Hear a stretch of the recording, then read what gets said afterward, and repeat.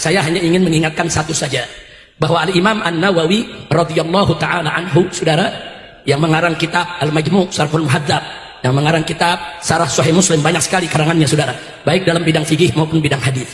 Beliau di zamannya pernah ditanya oleh sultan, saudara, tentang hukum pajak. Sultan mengambil pajak dari rakyat, saudara. Nah, apa hukumnya? Sultan sudah minta fatwa ulama satu negeri, semua ulama setuju dengan alasan karena kebutuhan negara sedang tinggi untuk membiayai pembangunan, untuk membiayai tentara Islam di perbatasan. Yang kedua, kas negara kosong, saudara. Maka terpaksa harus mengambil pajak dari rakyat. Nah, setelah ulama semua setuju, Sultan bertanya kepada para ulama, adakah ulama lain yang perlu aku minta persetujuannya? Para ulama di kota Damaskus saat itu sepakat, ada satu yang Sultan mesti undang. Siapa dia? Abu Zakaria Yahya ibn Syaraf An-Nawawi. Nah, kata Sultan, apa perlu kita panggil dia? Maka para ulama mengatakan, Tuan Sultan, ulama ini berbeda dengan yang lain. Dia punya magam di tengah umat. Jadi walaupun kami sudah setuju, kalau besok ulama satu ini nggak setuju, maka umat akan ikut dia, bukan ikut kita. Nah, oleh karena itu dipanggillah Imam Nawawi ke istana, sudah. Dijemput langsung oleh pasukan. Beliau tinggal di pinggiran kota Damaskus, namanya Desa Rawa, sudah. Beliau dipanggil, hadir, duduk di depan Sultan.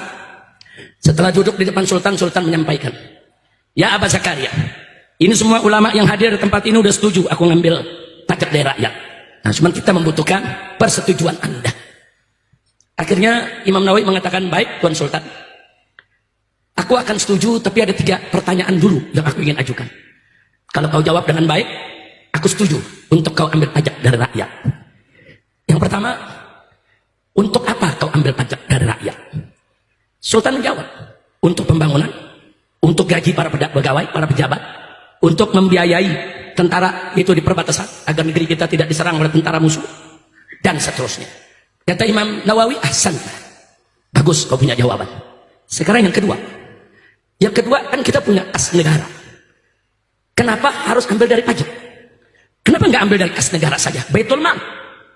Dijawab oleh Sultan, Baitul Mal kosong. Kalau Baitul Mal ada isinya, aku nggak ambil pajak. Ini Baitul Malnya kosong, nggak ada lagi kita punya dana. Kata Imam Nawawi, ahsan, bagus kau punya jawab.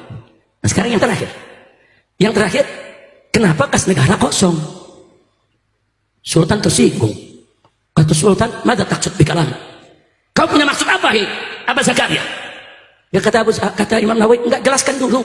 Kenapa kas negara kosong? Dipakai untuk apa? Jelasin dulu.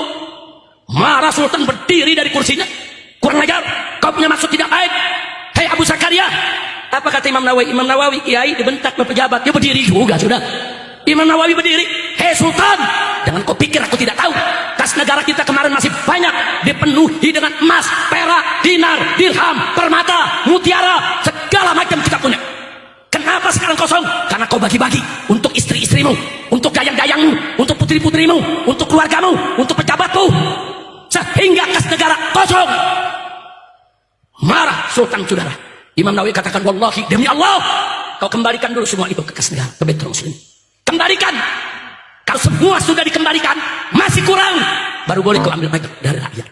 Tapi kalau kamu tidak kau kembalikan, kas negara seenaknya digunakan. Kalau zaman sekarang dikorupsi, saudara, maka demi Allah, haram kau ambil pajak dari rakyat walaupun 1 dirham. Takbir. Nah, karena tadi bagian akhir saya bicara soal pajak, saudara, yang diundang Imam Nawawi, bukan ulama istana. Tegas ngomongnya. Yang pertama diundang ulama-ulama istana. Iya aja apa kata Sultan. Saya mau tanya, Imam Nawawi tegas tidak? Ini mujtahid madhab Imam Syafi'i ini, saudara. Nggak sembarangan, saudara. Madhab Imam Syafi'i ini madhab yang said di bumi Indonesia. Saya tanya, bangga tidak dengan Imam Nawawi? Bangga tidak? Nah, itu yang saya mau katakan sekarang kepada pemerintah, saudara.